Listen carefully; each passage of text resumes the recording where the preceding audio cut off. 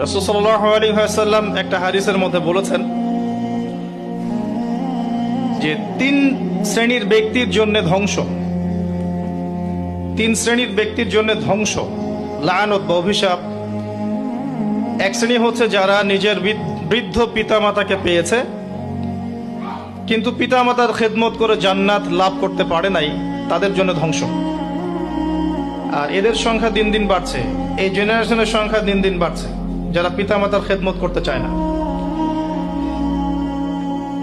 দ্বিতীয়ত হচ্ছে সেই শ্রেণীর মানুষ যারা রমজান মাসকে পেয়েছে, রমজান মাসকে পেয়েও তারা নিজেদের গুনাহ মাফ করাতে পারলো না, তাদের জন্য ধ্বংস। তৃতীয় শ্রেণী হচ্ছে তারা যাদের সামনে রাসূলুল্লাহ সাল্লাল্লাহু আলাইহি ওয়াসাল্লামের নাম উচ্চারিত হয়েছে কিন্তু রাসূলের নাম শুনে তারা দরুদ পাঠ করেন নাই। এই তিন শ্রেণীর ব্যক্তির জন্য